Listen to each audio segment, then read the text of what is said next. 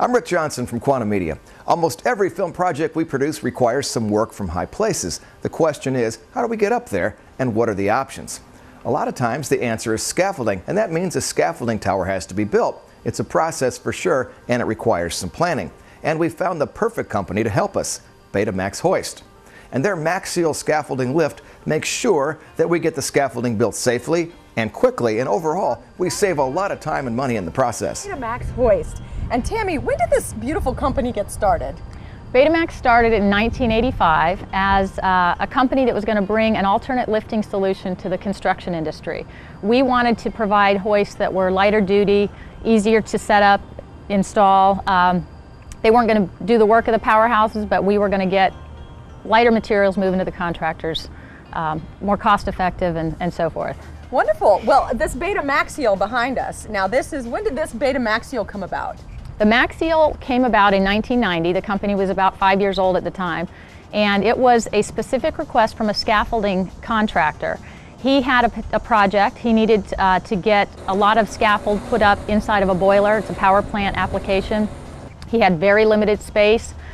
He was having some problems getting labor, which is, sometimes difficult, especially if union labor is required on a job. So he came to us and asked, is there a way we can adapt the hoist? And in that process, we developed the Maxial. Just about anybody that works in a trade that requires scaffolding understands the importance of erecting a safe and productive scaffolding tower. And like everything else, there's a best way and a less than best way to build a scaffolding tower. Or you could say there's a smart way and a not so smart way to go about the business of erecting a scaffolding tower. There it is. There it is. And it's a beautiful thing. So the Maxial is designed to help create scaffolding? This industry standard has always been in scaffold E&D.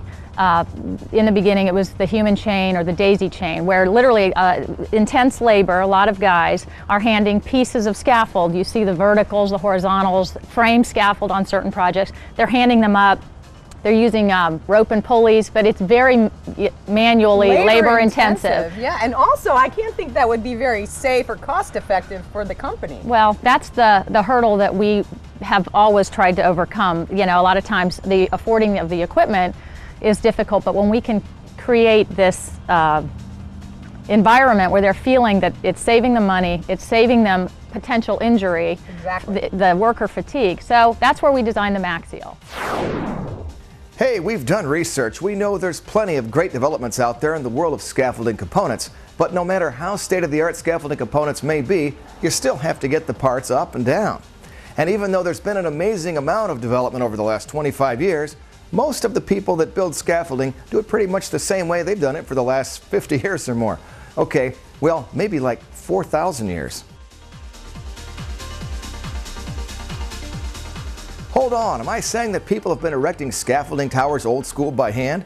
You mean passing materials by hand from lower levels to upper levels? And they still do it this way? Well, yeah. It's called daisy chaining, and workers hand each other scaffolding parts from one level to the next. So for every floor, you need another person. 10 floors, 10 people. 20 floors, 20 people, and so on.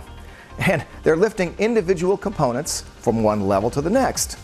One guy holds up the component, and the other guy reaches down and pulls it up. Now, what could possibly go wrong?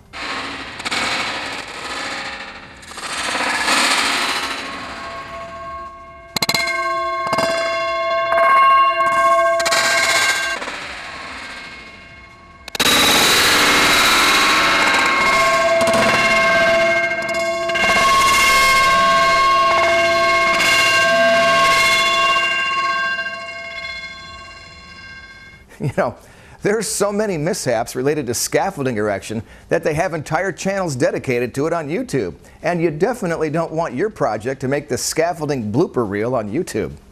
Explain to me a little bit about the scaffolding process, and this can be used for scaffolding but also other things? Well, when a scaffolding E&D contractor comes onto a project, his job is to create a scaffold system that other contractors are going to come and work from to do whatever the work is. If it's a renovation project, whatever they're doing to get the building done, the scaffold guy's first, because he has to create the space for all the other trades to work from. Right, well that makes sense. And the old way, the industry standard doesn't seem exactly safe or economical when you can do it something like this, and it would balance out the injuries, the workers' compensation problems, the ergonomics, body mechanics. Well, when the day starts, everyone's ready to go, but by lunchtime you've got guys who have lifted up over their heads, a lot of heavy material. We don't want it to drop in these, environments. So what the Maxial does is it allows them to build the system as they're building the scaffold tower. So they can come in very simply, 2 guys get the base of the system set up, and then load the scaffold into a basket, either a systems basket or a frame basket, and take the material up to less maybe number of guys, but the guys are up there just pulling the scaffold off and doing the work from the ground. It could be used to hoist other things too besides scaffolding. Couldn't it be used to hoist the things that they need once they're on the scaffold? Sure. In power plant industry, which is where you go into a boiler or that kind of industrial environment, typically it's used to put up the scaffold, and then the guys are working way up at the top of a boiler, and the Maxial and the scaffold below it is just a support for what's called a dance floor where they're doing work. In a commercial environment, which is any building where you see scaffold wrapped around it, they're doing renovation. In that environment, you can leave the Maxial on site for other trades to come on board and load. It's a light duty hoist. It's not one of the heavy lifts, but for keeping light materials moving up and down, it is absolutely functional. And then it's on site for dismantling the scaffold after. That sounds perfect. That makes so much sense. Thank you so much, Tammy Hamilton of Betamax Hoist. Thank you, Robin. We really enjoyed talking to you about your products, and we want to see how they work, how you put them together. We're happy to show you. We want to show you how easily this system goes together. A couple of guys can put the system up. No special tools required.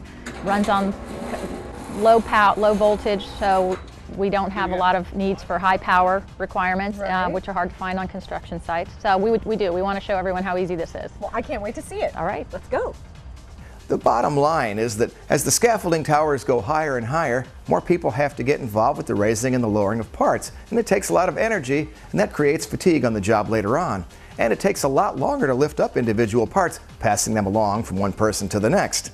The Betamax Maxial Hoist does all the work for you, and it can bring up entire levels all at once. That really saves an amazing amount of time and energy and decreases the liability associated with worker errors.